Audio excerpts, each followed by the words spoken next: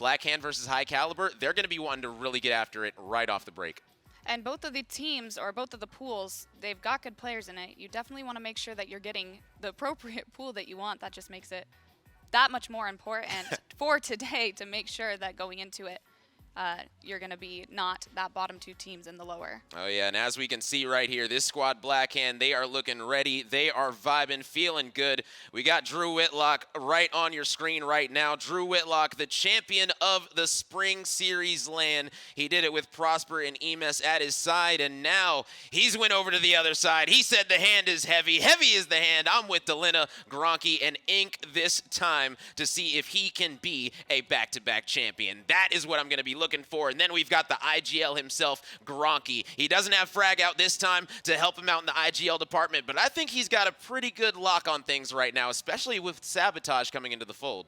This is an interesting team as well because we've seen these players play before, but this isn't the, depending on how you want to call it, the full Blackhand roster. They've changed up, having Drew and Ink coming back into this. It's going to be interesting to see how well they work as a team at LAN. Ink hasn't been to LAN since January. The first one, yeah, it's been a minute, so it's going to be really interesting to see how these players play together and how they play together on LAN, because that definitely brings a different perspective to things. Oh yeah, precisely. This squad right here, they're definitely going to be one of the favorites. If you don't follow Rogue Company competitive too much, this squad in Blackhand, mainly consisting of Ink, Delina, and Gronky, they have been absolutely dominating the Rogue Company scene for so long, and now they're looking to leave their stamp yet again, but they are going to be going against High Caliber, hashtag reach the peak, consistent of Canny, Saint, Joker, and Rugi, and this squad right here, they are ready to absolutely shock some people today. Now, I got to tell you, aside from the dashing good looks, those jerseys are standing out. They look pretty good on those players. They're looking awesome. Oh, yeah. They are looking very saucy right there in those jerseys. Shout out to that. It is going to be very good. But let's not just talk about that. We have so much on the line today, ladies and gentlemen. There is $18,000 that we are going to be giving out for the main event. That is right, $18,000. The way that it breaks down, first place, you're going to be walking away with $8,000 for your squad. That is $2,000 per player. That is a whole lot of cash. It's going to be the most that we've ever given out to players. So this right here, biggest prize pool. Probably the best competition as well. This LAN right here is going to be very exciting. I cannot wait for it. It is going to be some very good matchups because these players, they understand what's on the line. Not to mention, all of the players that have made it here this far, they're the best in the world. Every single player, just for making it here, is going to be walking away with something, which I think is definitely something to note here. But like you were saying, going down the line, third place is still taking home $2,600. Fourth place is $1,800. Fifth place is $1,000, and sixth place is going to be $600, which to me, I mean, obviously I'd like to take first, but still good walking away with something knowing that you are the best in the game. Oh, feeling good for sure. Everyone that's coming to the LAN is at least going to be walking away with some piece of the prize pool, which is awesome. And now, I know we talked about the matches, but we didn't really get into the group specifically. I know we talked about Blackhand going up against High Caliber, but the third team that is going to be in their group is going to be Little Geek, consisting of 40, Spensa, Sinmaid, and Kaons. This squad right here, you know, they had some interesting times in the qualifier. They were able to figure things out, and now they're here, and they understand that this pool that they've found themselves in, it's a pretty difficult one. So they understand coming into this, it's going to be a very big uphill battle for them to climb. But what do you think? Do you think this squad is going to be able to shock some people today? I mean, I think they've shocked us even throughout the qualifiers. All of these players have kind of bounced around from team to team, but they've been consistent on every team they've been on. So I feel like it's going to be difficult, but if they bring their A game today, I think they stand a chance. For sure. Well, let's go ahead and get into things right now. Blackhand versus High Caliber. It's all going to be going down right here and now. Go ahead and put in the chat, hashtag heavy is the hand if you are a supporter of Blackhand, and hashtag reach the peak if you are supporting High Caliber. Let's go ahead and toss it over to our casters, GK and Heartbreaker, for our first match of the day. Yes, let's get after it. We are here in Atlanta once again. I'm excited to be here. I know you are too. I am. And this matchup, this is a great way to start. A great way to start this, and I could not be more excited for it. How are you feeling? I'm just thrilled to be here. Back so soon at another LAN. It's just amazing. So much Rogue Company in the space of 2 months, and now we have a whole new setup once again, right? Yeah, this whole Sabotage thing. So for anybody at home who doesn't know, Sabotage has now been added. We're going to have demo, or rather Sabo, demo for best of threes. Sabotage is an interesting one. It adds a little bit of spice. It's got some respawn to it, but there's still a bomb to be planted. It just changes up how it works. So there's no longer limited number of lives. This was recently changed. However, it is still very time-based, and if you reach OT, your respawn gets longer. So at that point, you don't want to give away those lives. It's going to be a lot of fun to watch, and the bans and picks are a little bit different if you want to go over that. Yeah, you're right. And what I do love, just adding to your point, it is another respawn mode, but it's slightly different without the lives, right? And so talking about what rogues are good in this game, as we can already see with the picks coming through, is the bounce back characters, the goal bounce back characters. And if we say that, we already see 3 on the screen straight away, right? It's Dahlia, Glitch, and Scorch. So those are really important rogues in this meta, and banning Sigrid because it's such a good 1v1 character when the shield comes up is also a good ban. And as we see Glimpse come in, Glimpse is another interesting pick because you get the smoke and you get the ping for the enemy position, right? And that's so crucial when you're trying to get that bomb down when it's 4v4 and they're all standing waiting for you to, you know, push that bomb site. You need to know where they are. I mean, see the Fixer come up here. What do you think about that? Well, I mean, Fixer's always going to be good, right? I mean, simply the way to slow people down, if somebody's trying to get away, you're going to get that if you tag them. The smoke to force people out, get that reveal if they're trying to push them when you want to get a plant or recover the bomb. It's a good delay tactic as well, right? If you need to buy time for your teammates to spawn up, you do it. People talked about the Anvil, and they said they didn't think it would end up getting played because of the speed. However, the shield placements can be key, and we're going to actually get to see it here for Blackhand. And that's interesting, because we literally just had that conversation. Do you think Anvil's going to be good because of the shield? You can block the bomb site from enemies getting, and you gain 5 seconds. We also see the Ronin and the Vi come in here.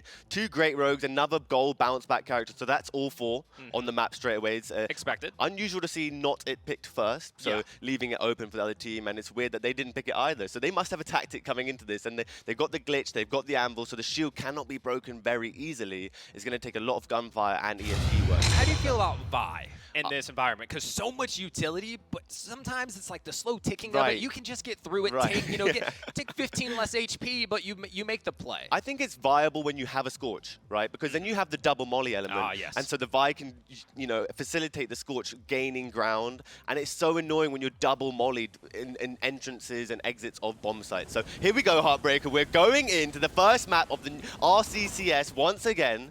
Oof, I'm hyped, man. We're here with Dahlia, we're here with Gronky. And we're starting off with something totally different, right? I mean, so many people haven't gotten to see this. We didn't see it in the final qualifier, which wasn't streamed. So this is the first chance for so many in the competitive scene to see it. And look, it is going a little bit slower than I thought, except for these battles here in the middle. There's going to be multiple players dropping already. Nobody's grabbed the bomb yet. It's still stuck there on top of the box. Damage being traded here between Gronky and Rugi, and it's going to be Gronky who takes it. And that's a huge fight in the beginning of Sabotage, is getting that middle ground first and getting the bomb, because now you're off, you're on the mark, you're going forward. And actually you can win the game straight away here. As you see, they're pushing because they understand there's 5 seconds to gain ground before the enemy team comes. So they won't go for the bomb plant here, Heartbreaker. They're going to wait and to get another squad wipe and then go for that bomb plant. Maybe 3 people, because that's the only way with the U2 in this game to get the bomb down. Gronky in a great position here. Oh, yeah. Just being able to take anybody down who goes for that cross. It's going to be unexpected as well, right? Like, if you're pre-firing angles, it's not going to be that one. And he's able to deal some damage here. They're pushing in, trying to get a little bit more. And Saint's going to be good for 1. Takes down Drew alongside with Canny. And as you said, they slow it down, right? It's not a matter of, it's knowing when to take that chance and when not to. And so early in this, they've just decided, no, we've gotten close, we've recovered the bomb, we have control of it, we don't need to force anything. That could have been a good dagger, but they get out of position, and he will end up actually falling. Oh, and that's unfortunate. And you see how much respect they had for Blackhand there. They already knew if we go bomb plant, we're going to end up dying, and they're going to gain so much ground. So they took it slow, and the reason it's good to take it slow, because even though they didn't get the bomb down, it's still slow for Blackhand now on the reverse side. They don't know who spawned up. They didn't all die at once, so it's still a fight, right? You have to take your time in this game. Yeah, and something else that wasn't mentioned when explaining it is when you have the bomb, you are revealed. So, it's one of those things where you can't sneak your way around. They're going to know exactly where you're at all times. So you do have to be very methodical with it. How far do you take it before you drop it? You know that they're going to spot you. Know that they can pre-aim, get your utility ready, and things like that. So you'll often see players knowing that if they have a one-on-one coming up, they'll throw the bomb down and just kind of reposition and be able to catch that player off. So a lot of little, pieces of this that make it a little more in-depth than maybe it looks, because it can be a little chaotic at times. Right, well explained, and I think that's great for the viewer at home. They're going to pick it up as it goes along, basically, because it is a brand new format with loads of different changes to make it balanced, and I love that. I love how Rogue Company's on that. But let's get back into where we are now.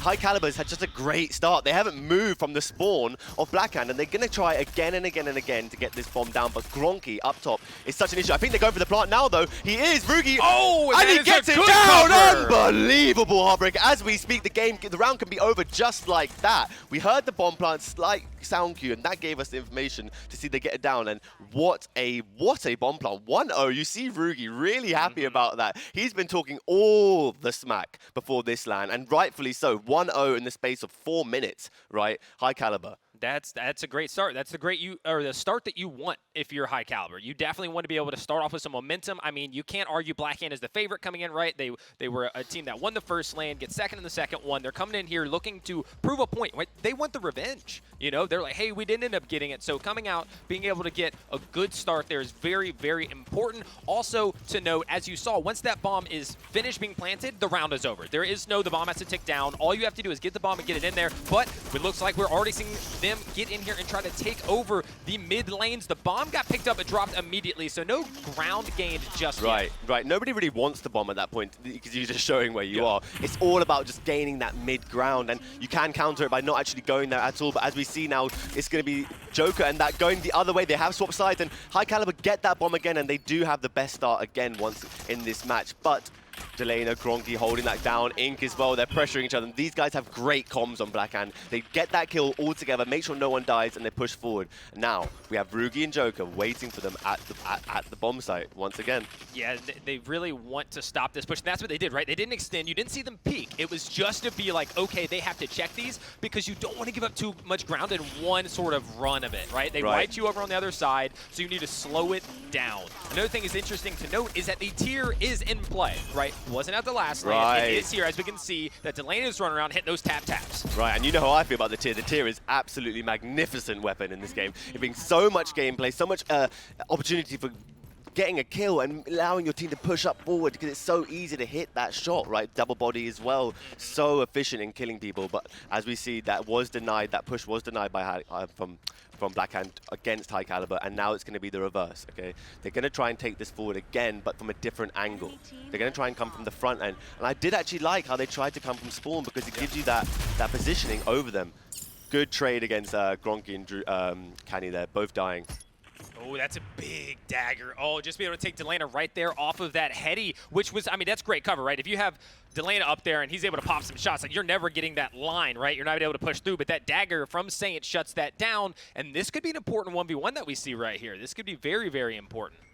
I agree, and every 1v1 is important, right? Because as soon as you get a kill, everyone moves up together. So it's kind of like an arc mechanism where if one side is winning more, your team shifts to that position. And as we see, the bomb is now rotated, and that kill was crucial. He's going to try and get that res in the open, and that's unlike Gronky to do so, and very, very silly. Canny's going to kill him from the exact spot that Gronky was playing all of last round. Yeah, it looked like he checked it. He kind of looked and he was like, oh, nobody's there, but Canny was. He was using the third-person peek. I mean, it's a third-person game. You got to be aware that could be a possibility. So he ends up falling. We are getting down to about the 2-minute mark. If we get to 1, that's where OT kicks in, right? And that's where the respawn timer goes up to 15 seconds, which means then your lives are vastly more important because when you go down, there's a lot of potential for them to just make plays and try to overwhelm your teammates, simply how they just did to Canny right there. The double peek coming out, removing him from play for the next 10 seconds. And, I mean, they're really not gaining any ground, though. They're looking for these picks first. Like, they're not really moving. The bomb's been in the same spot for a while because they haven't gotten enough of an advantage to do anything. Well, that's the thing, though. There is no rush. And like you said, they haven't gotten enough advantage. So why not keep the advantage of the ground they have and the bomb they have? But you can't be too slow because you will get flanked in this game format. Ink putting the shield down, almost useful until the mollies come in, right? So that's a massive counter towards Amber, and probably why the buy was picked overall. Drew! He does not lose that. Yeah, Rugi cannot lose that, but Drew will win that every single time. Joker also getting a huge kill on Drew, but I think that could be it. They have the control. Look at it. They're all down right now. That's free. That's a free plant coming in here. And there we go. And that's exactly what we were talking about, right? It's not wasting the opportunity you have and wasting the time that you do have. 1 minute 40, they're 10 meters away from the bomb site. Why rush, right? Let's see if we can get a shield down, see if we can get a pick, see if we can make the enemy team overextend and then get the bomb down. Because as soon as it goes to overtime, Heartbreaker, like you were talking about, it all switches, right? Then it comes to a longer respawn time and every death means even more so, and so it's a lot of pressure. You might as well just take it slow and take the advantage you have during the normal game time. Yeah, well, we're all tied up here. 1-1 now, a great little bounce back, much slower, right? I feel like High Caliber in that opening round kind of took things quickly. They gained a lot of ground, and then in the second one, Blackhand was way slower. I mean, they were just outside the gate for a solid minute and a half, just poking and prodding, figuring out the right moment. As soon as I think they kind of stacked up those eliminations, they saw, hey, everybody's down, they pushed and they took it. And right now it's opening up completely in their favor with 2 players going down very early for High Caliber. And I think High Caliber did a different strat here. They didn't actually all meet in the middle there. They didn't even make it that far. Canny hasn't even moved off spawn here. He's decided to stay here and see if he can catch a flank, I think. And that's what you can do on Glimpse, but he did get saved by Joker as he was getting flanked by Drew in the back, right, with the padded steps. So well played overall and good positioning, but they don't have the bomb, and now they are in a tricky position because of that. So the teamwork was good, but the positioning is bad, and the shield's going to come down here. Now this bomb plant is that gonna be it? It's going to be impossible to stop unless you throw the molly right now, but there's no more mollies in play because they used them in the beginning of the game, and that bomb is going down for Blackhand. And people were talking about Gronky. People were talking about Gronky in this game format and how he's figured it out and how he knows how to get that bomb down and the timing and how to actually take your time in this. And so although they lost that first round, that's just him understanding the enemy because they've gone 2-0 back in 10 minutes straight like that, right? And it looks like they're unstoppable. We don't even know what High Caliber are actually doing at this point. Yeah, that shield coming out was just, I mean, once that happens, especially on that point, because it's either you shoot them from that side or you have to go all the way. There's no line of sight until you are completely behind them. You can't get to the side, right? It's covered, right? They're right there in the middle of that tube. You can't do anything about it. So if they can shield off just one side and their team is protecting the other, there's nothing you can do with that. As you said, Molotovs, right? Maybe a good place nade if he doesn't put trophies down. You know, there's so many things to think about. So, this is looking dangerous if they can't stop that anvil. And even with and Canny does make it to a sneaky spot there and does get a pick, I believe, on Gronky, but he will go down to Drew. Drew can see him invisible or not, and only Joker surviving on High Caliber. Not a great start for this round, and it seems like the momentum did not carry forward from that first round, right? No, and I mean, well, unfortunately for them, Anvil's the one who grabbed the bomb there, so he's not moving too quickly, but you know, he's getting there, and it looks like, unless they can stop it right here, right now, shields up, they can get around this one, but are they close enough to be able to do that? He's got a teammate outside protecting him, and that is going to be the third round right there. And just like that, it's so easy. Sabotage, everybody. If you didn't see it, you'll get to see it again in the next series, because that was bloody quick, right? Blackhand, the evil villain of this tournament, showing why they are so good. They are the ones to beat. You see that? He's screaming, he's clapping, he's ready to go. And we're going to need to see that because at the last land, Drew had a slow start. He did. Right? He went a little cold early. He heated up in the end, which is good. When it mattered, he kind of showed up. He helped his team get that victory. And now he's on the team that he beat in that last one. They need him to show up big here early. He's doing it so far. He's bringing an energy we didn't see early in the last one, which is very important. I agree, and it's from early on as well. And he's such a great player, as we saw when he did have that pep talk and he did bring on the fire for the finals. The snipes he got on lockdown, the way he can get those kills without actually any help whatsoever. If you can keep him positive, and Gronky's such a great IGL for doing that, right, on Blackhand's team. That's why he's sitting in the middle, so he can watch everybody scream. And Ink is a great solo player, so he doesn't necessarily need as much help. So great positioning for the seating, great work from Gronky in keeping his team under control, and what a great start for Blackhand. Absolutely. I think another thing that's worth noting is kind of the play style that both Drew and Delana have. If they're having fun, they're dangerous. If they're smiling, they're dangerous. You're right. So having two of them can be good because if they're both having a good time, well, I don't know who's beating that. However, if they get down, right? If you ride the high of your emotions, it can also bring you back down to the lows. So as we saw and people mentioned, Drew did get down last time. He didn't perform as well. Then he kind of got back into the swing of things, had a good map. It led him to the top. So if they can keep that up, I think that's going to be very, very important. And that's a great way to kind of boost that momentum very early. But here's a couple of the big plays from the last one. Yeah, and this is that mid spot we're talking about. And this is going to happen at every Sabotage where the bomb is, right?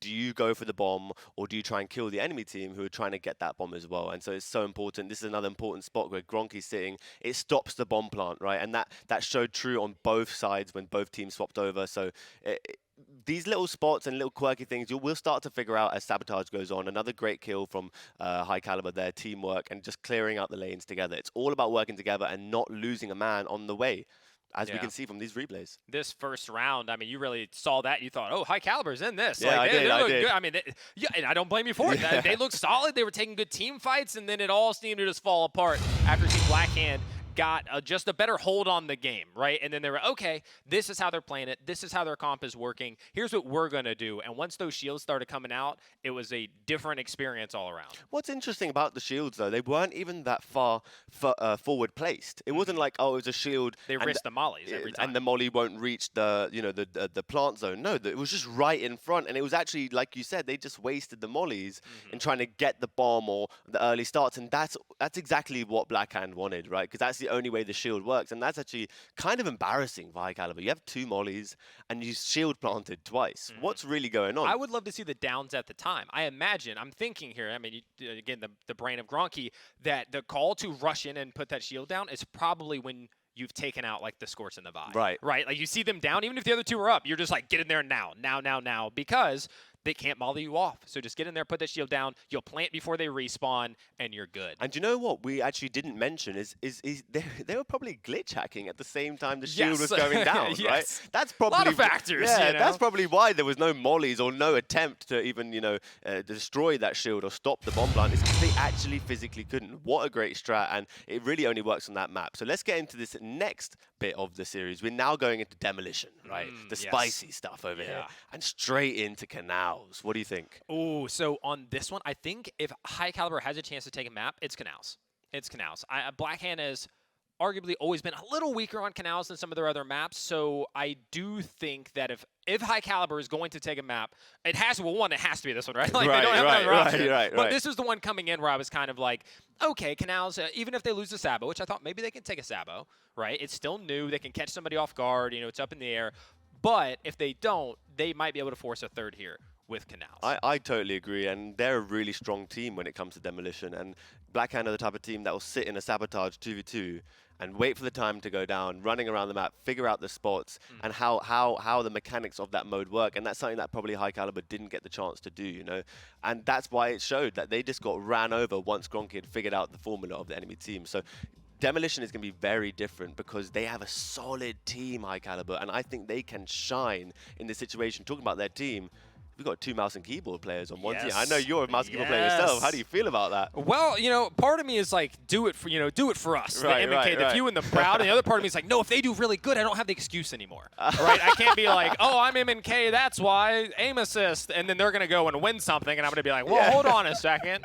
Hold on. But coming into this, I want to know, are they pulling out the snipers? Because they are both known to be good on snipers. We saw Saint TK and Rugi did. Yeah, exactly. Saint TK and Rugi. Saint did very well in that first land. Everybody was very impressed. Almost unexpected how well he played there. A lot of runway.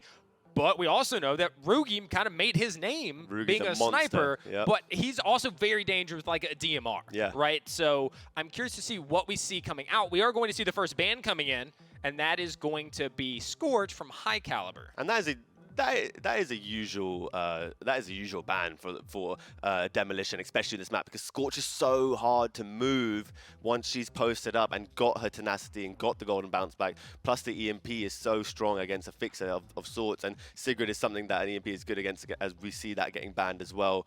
Blackhand love to ban Sigrid. They have died one too many times with a shield approaching them, and they can't do anything about it. They absolutely hate that. And the first pick we see from High Caliber is the Chak and the Dahlia. Strong picks. Very strong. I think the Dahlia is, I assume so. The Chak I'm not so sure about as a first pick. I do imagine that as a second pick normally when it comes back around, because you do have things like the Fixer or the Runway or the Ronin as well. I really like Ronin on this map. I'm always curious when somebody goes for something like that, right? And you're thinking, oh, that could have been a second round. Do you think that they take it not because necessarily like, oh, we really want this, but because they don't want them to have it? Right. And you're probably right, because they do have Ink on that team, right? Yeah, that's the first thing that popped in my head. You're like, oh, do they want to? Now, well, do they want Ink to have it, I think is the more important question. Right. Do you want to be shooting Ink, and he pops his chest, and suddenly you're like, am I going to win this gunfight? He now has 150 health, right? But we do see Saint come in for Blackhand, and usual pick, right? Every team prefers to have a res, because when you do go down and you don't have it, you regret it, right? And it becomes a solo mission type thing. You have to do your own thing and live because you're not getting back up. Rez is so strong right now. Right. It's so quick. I mean, it's just absolutely remarkable that essentially the player bends over and then you're back up. Yeah. And if they have their perks, then they're coming back at like Literally. 70, 80 HP. They're basically full health right off the rip. I mean, it's insane. I think that's a weird pick to see the Vi come in there, right? Definitely not expecting. You No, don't see Vi no. too much in stuff like this. I think.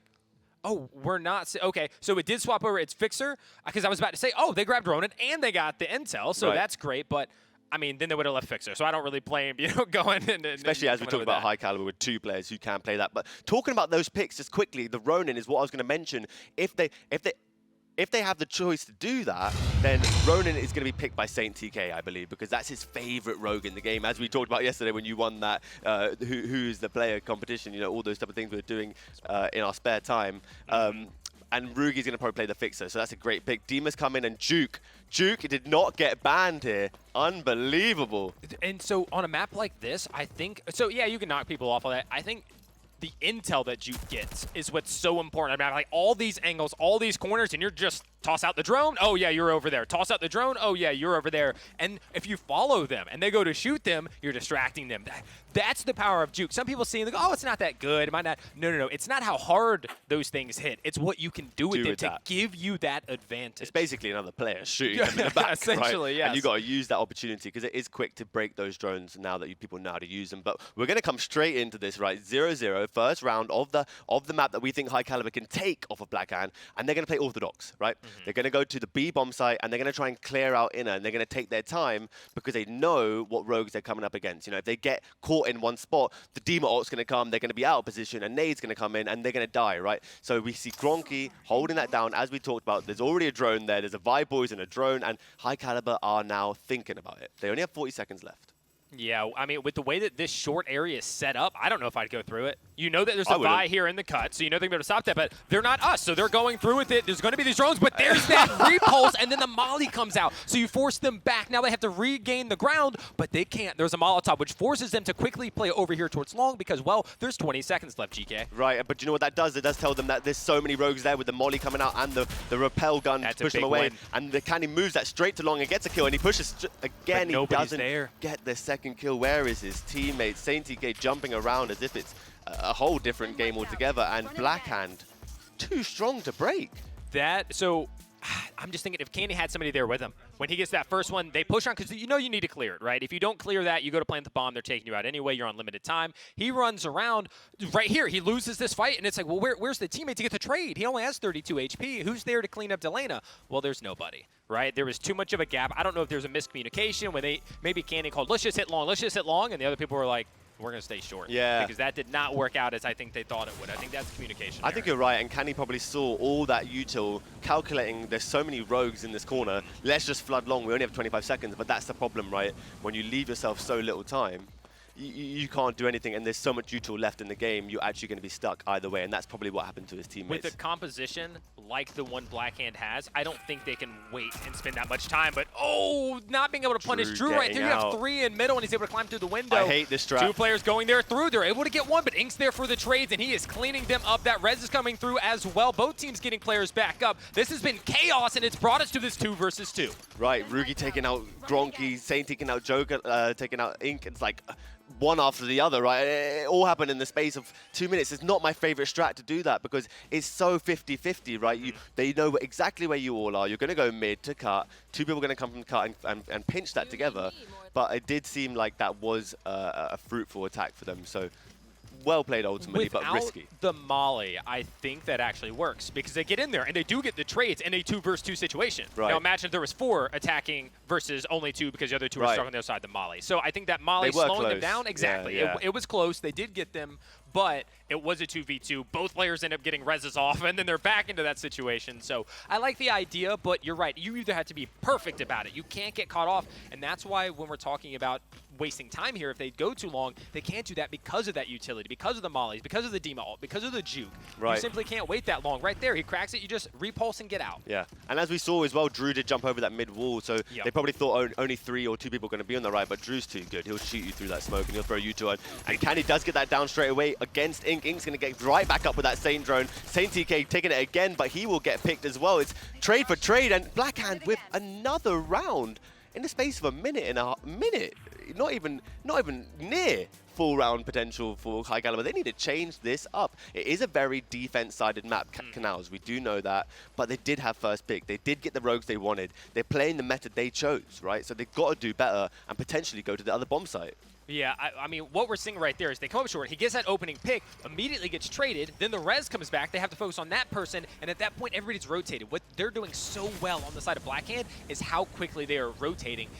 And how do you counter that? You give somebody else that maybe floats in middle or something to try to pick that rotator, to try to slow somebody down. Yes. But because they're pushing S4, they're basically giving every bit of intel away. They're just trying to force their way in, which with the chalk isn't exactly unexpected, right? You want him to just break you in, he's a breacher, but it's not working. So let's try something else. Especially against Blackhand, you need an element of surprise. I love this play. You can't just tell them all where you are. I like the play, but a good team would bait it out. Joker here by himself. I am scared for him right now.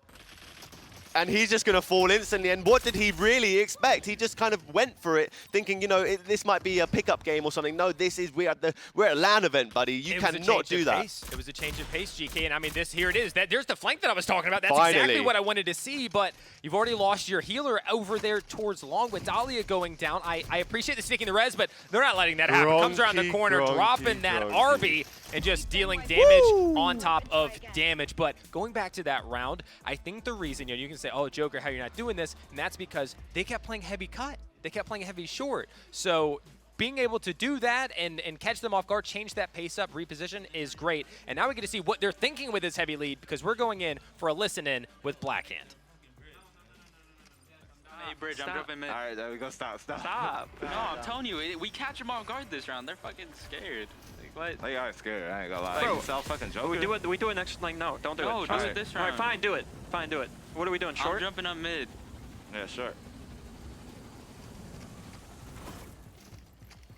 I don't know if I should have my reflector or impact nade. I'm gonna do reflector. Reflector, I think. Smoke your guys' left. I'm smoking the door. Can we get out?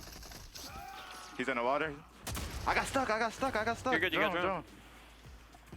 Where are the others? Did you EMP him? I got one on the far right from A, man. He direct impacted you. I'm dead. Rookie's one. No. And then Kenny gets out the water and the smoke save him.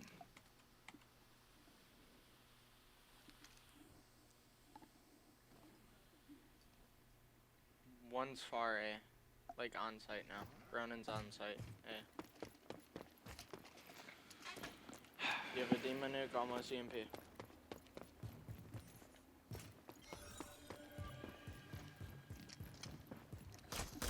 Friendlies eliminated. Like, he's just sitting there. That smoke just fucking saved fucking Kenny, man. Like, you guys just in the fucking You know what the middle. comms that I enjoy the most is Drew telling him what utility he has coming back. Just those little things, because he's focused on playing. And to be like, hey, you have a nade coming, your EMP is almost back, passing on that information, those are great comms. The other thing I want to touch on there, and it's unrelated to the comms, is that sometimes I just complimented them on changing things up, and then they just changed it up even further and went for like a cheeky play. But at a point, I almost want to be like, hey, you changed it up. Now they're going to be overthinking it. They're going to be, like, you don't have to do it again. You're already in their head is how I feel about it. And, of course, it was really just Saint TK getting that double dagger. Right, and that saved the day, right? So you're talking about how they were playing the Ronin and they were hiding on the long side, and then opposed to that, playing much faster and attacking them and not even letting them have a chance. And I think why teams do that is because if they'd won that round, the game would have been over. Yeah. Right, it'd been 5-0 and demoralized. And they look like geniuses. Yeah, they look like geniuses. They know they're on the big screen, right? They're having fun with it, and that's what we talked about. So that is fine for them to try something and win the round rather than lose a round completely by getting destroyed by High Caliber. So it's actually their fault they lost the round rather than High Caliber doing something extremely well. It was Saint TK getting a duo pick, but that was fairly lucky in terms of positioning. Coming in. Here they come through long, and they've been spotted here by Delana. He's going to have that nade coming out. Can it take a player out? Yes, it can. Saint falling falling to that one. And now, can that get an... Oh, Oh can it get my through to the site? goodness! But so much damage going either way, and he's not able to get around that corner. They're kind of hasn't just got the best poking gun and for prodding, it. but backup has Wow. arrived. There it is. Wow. They're picking them apart. Unbelievable. The Delana show right there. The pick on long, the Demo ult to get the finish, hops up, makes Canny one shot. They're both one shot. He doesn't overextend, waits for his teammate to help from Snowflake, rolls over the container and gets his kill, then kills another player on long, Joker, I believe. Unbelievable. It's like he knew where everybody was at all times and where he can extend to and how much he can do with the Mamba in his hand. Unbelievable from Delana. Yeah, that's tough because I actually was really enjoying that 1v1 because, I mean, you saw like he Right. jumped up, didn't spot it, he was close, you threw the Simtex on the left side. Oh, okay, this is getting good.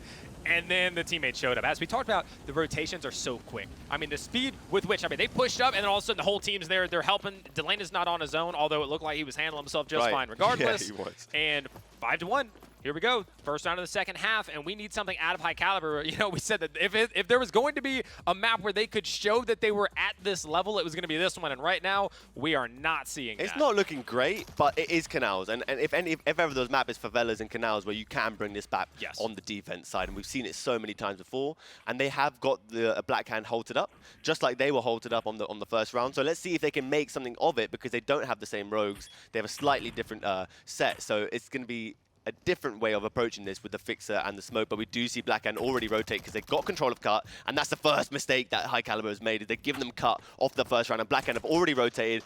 The Vi almost going down there, however, but not quite good enough. Delana now holding the Chak off, and they have complete bomb site control. Yeah, I mean, going there through cut, having nobody to stop that middle, and even if they do, that person's getting outnumbered regardless. So they went for kind of, I don't want to say a gamble, and that Demo could be big. It's only good for one, but some damage is being done, and they do end up solidifying a kill there, taking down Saint, getting that thirst, and now, well, that bomb can go down if they can get over there, but I mean, they're just pushing out. They are just pushing out for these kills. It's like a scene out of a movie, Heartbreaker. They're just jumping on the enemy, absolutely destroying them, and Joker's trying to fight for his life here, trying to get a kill for Economy so he has a gun next round, but it's unfortunate. 1-6, this is not what we thought was going to happen. No, not at all. And I mean, when you said, oh, there's a chance they can come back, his defense side, well, it needed to start right there in that round. That's the round it needed to start. And I liked that they went heavy. You know, they had the 3 players there. The Fixer's there. I think if they start to push in, he throws down the smoke. He terrorizes them. But that wasn't the case. They cut straight through short. They end up in middle. They have a free ride to the site, and you're able to do nothing about it. And the way they went about it as well, they should have understood. We've lost bomb site. So let's let them take that, and we'll take it back. We'll do the retake mission, because it's very easy to retake A, right? And that's why Blackhand were playing site. You have a Fixer with smoke. I know, man, I know. And it's all too obvious, but when it's 1-5 and you really can't lose your life and you really want to win, mistakes are made, and right? first map on land, right? You know, there's going to be some nerves. There's going to be, you know, communication errors that maybe you wouldn't make. So, you know, don't want to make too many excuses for him, but... Mouse and keyboard. Yeah, mouse and keyboard. Ink going down here as well instantly from Canny, so that's a great pick. But the Saint drone once again is but actually... now it's been used. I love how they're showing that actually Saint's not so bad, right? He's not... They're making him look like he's the res that you want, because their teammates are getting up instantly. And it's probably the picks that High Caliber are getting are zestful, but not able to finish them because they're so far away from the action, right? So unfortunate, the Saint drone is gone, so it's a better start for High Caliber. They do need to play perfect for the rest of this game. A lot of picks these days, like getting picks, isn't as valuable because of the reses, right? Because they can get up so quickly, but it looks like they're trying to get aggressive here, and finally we're going to see it going the way of High Caliber. However, that drone's doing a lot of damage there. I was a little worried. They do end up falling. Drew and Delana end up chiming back, and we are to a 3 versus 3 here, 35 seconds left on the clock. And Dahlia has gone down, so that's the res for High Caliber. It's not great for them in terms of when you get a teammate knocked, you don't want it to be your Dahlia specifically. If it's a Saint, you can deal with it, but Dahlia is not great. And so now they only have a Chak, Ronin, and Fixer. They are going to have to make this work for them against the opposing team. And how long this has gone on, you know, I said, oh, he used the drone instead of doing the hand reser. Well, he's going to get his drone back at this point. I mean, there's 10 seconds left. They need to get in there and plant this bomb. And Rui's already close, lands a great shot on a Gronk. He takes him out, and they're cleaning up from short. This is a plant on the other bomb site, but it's only 2 of them. Yes, it is indeed. And They are going to have to make this work by playing secret positions, right, where they aren't going to get caught out. And as we can see, they're not playing together. They're hoping to each at least get one pick and then fall back, right? Fall back, make it a 2v2. And as we can see, one player is already ticked down to about 70 health. Delano went for the flank, but it's been hurt. He needs to win this fight. He's good for one, but oh, he's not good for one. Saint ends up winning it there with a pistol. A little bit of support behind him, and it comes down to Drew trying to win this to get his team that 7th. The Saint drone comes off. He actually gets back up. They didn't finish the kill there, but can this nade stop anything that's happening? No, and they know where it's come from. Where? The Demol back. They're not pushing him to try to stop this. The problem is, the problem they were facing there, right, and why he flanked, if everyone at home is kind of wondering, why did you mess that up? Nothing was going wrong. If they didn't know if they were defusing the bomb. So you can't blame Delano. They're speaking between each other. Do you know if he's on the bomb? I have no idea, dude. So he's gone round the map and has to flank. He has no padded steps, and he ruins it for the 2v3, but they had to check if they're on the bomb, right? So that's another thing, a crucial thing about this map is when you plant the bomb on Canals, there's not a lot of angles usually to see it, right? I'm very curious, though, because they knew he got back up. I'm assuming maybe they didn't realize. He throws a nade out, and they still don't go to, like, stop him, and he uses a Demo ult. And it's like, maybe if that was slightly better placed, he ends up picking up the kill. Like, that was risky. I honestly thought with how much time was left, if he gets a Demo ult kill, he just simply has to run around with the 1v1 and take it. But living in the past, 6-2. They do finally get a second round, but can they make it anything more? Or does it end right here, right now, 7-2? We're going to find out. The next 1 minute and 25 seconds is going to tell us that story as to whether or not we get another round here on Canals. And I have a feeling it's probably going to be a quicker round than that because Blackhand have had enough. I think they've had enough of playing around. They were really 6-1 up and now it's 6-2, and they don't like losing rounds like this. They like to demoralize and show other teams how good they are. So I think they're just going to finish the game off in this round. I'd be very surprised if this goes 6-3. They definitely take slower attacks, which is expected. They don't have the chalk, right? But they are definitely slower and more methodical with how they're doing it. They're clearing positions out. I love the spacing between them. You're never going to be able to get that 1v1. There's always somebody there, and that's something I think that is overlooked in maybe the more casual base, maybe even in just ranked. Spacing with your teammates is important. You don't want to be on top of each other, but you need to be close enough, and that is a massive win there from Ink. Absolutely destroyed Canny, and great usage of the utility. He's so good right now. He gets that kill. He prediction.